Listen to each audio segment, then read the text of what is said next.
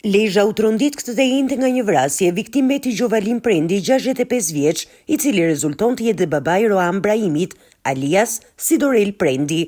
Edhe ky i ekzekutuar në një atentat mafioz në Athinë rreth një vit më parë. Ekzekutimi i sotëm ndodhi në fshatin Plan në derën e lokalit të tij nga persona ende të paidentifikuar.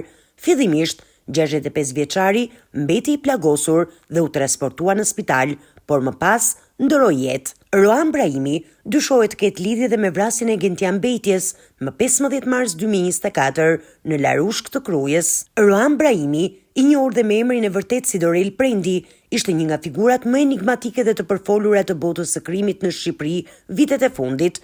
I përfshirë në disa prej atentateve më të bujshme dhe më të përgjakshme, ai u cilësua si fantazma që kishte shpadur luftë të hapur bandës Ervis Martinajt, ish mbreti të Kumarit. Roani mori mbiemrin Brahimi nga gruaja e tij e parë, e cila ishte pjesë e fisit Brahimi me lidhje të forta me njerëz të afërt të Ervis Martinajt.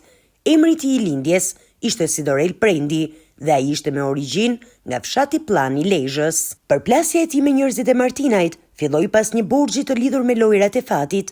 Ai u tralltua nga Ylli Braja, një nga figurat kryesore financiare të grupit Martinaj, dhe përfundoi dhunuar barbarisht në një nga bazat sekrete të Martinajt, që nga ai moment ai nisi një akmarrje të egër ndaj grupit që e kishte torturuar. Roan Brahimi u përfshi në hetime për disa atentate të bujshme, përfshirë vrasjen e Brillant Martinajt, Dikler Vatës dhe Besmir Hoxhës në Fushkruj në korrik të vitit 2022, atentatin me 108 plumba ndaj Ylli Brajas dhe Klisman Preçit në Milot në korrik të vitit 2022, sulmin me armë në një lokal në Zejmen në Lezhë bashkë me Ramazan Rajen dhe Alessio Dobrozin, ekzekutimin e Gentian Bejtjes në Larushk të Fushkrujës në mars të vitit 2024, ku dyshimi mbi të u forcua nga lidhja familjare me njërin prej atentatorëve të arrestuar. Ai kishte lidhje të ngushta me Ramazan Rajen, nipin e deputetit socialist Raman Raja, ndërsa u përfol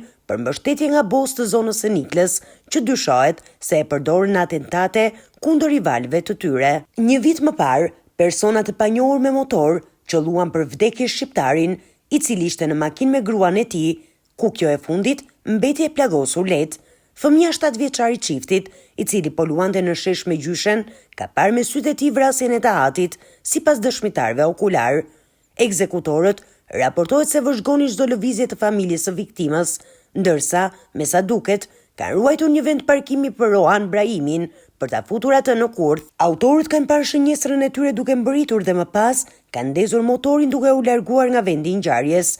Në këtë mënyrë, vrasësit kanë lënë të lirë një vend parkimi që do të shërbente si karem për 32 vjeçarin, i cili parkoi automjetin aty duke pritur për të marrë fëmijën. Ekzekutorët qarkulluan me motor rreth sheshit dhe u kthyen sërish në vend ngjarje, ku njëri prej tyre qelloi viktimën pa u shqetësuar për kalimtarët, sipas Mega, që ka rindërtuar me video dinamikën e krimit. Kur kanë kaluar vetëm pak orë nga ekzekutimi i Gjovalin Prendit, autorët mbeten të pakapur dhe pa asnjë gjurmë konkrete.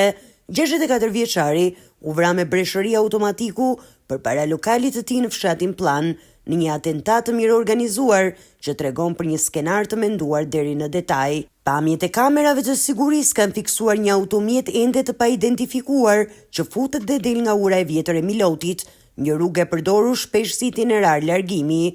Dyshohet se brenda mjetit ndodheshin të paktën 3 persona, 2 prej tyre zbritën dhe ju afruan viktimës, që ndodhej në verandën e lokalit, duke e qelluar për vdekje. Hetuesi dyshojnë se autorët kanë pasur informacion të saktë për lëvizjet e Gjovalin Prendit, ndërsa pista e akmarrjes pas vrasjes së djalit të tij, Roan Brahimi, mbetet më e forta. Policia ka ushtruar kontrolle në Milot në banesat e disa personave që kishin konflikte të mëparshme me të birin e viktimës, por pa rezultat konkret. Mjeti atentatorëve ende nuk është gjetur, ashtu si dhe itinerari përfundimtar që mund të ketë ndjekur. Të gjitha pistat mbeten të hapura.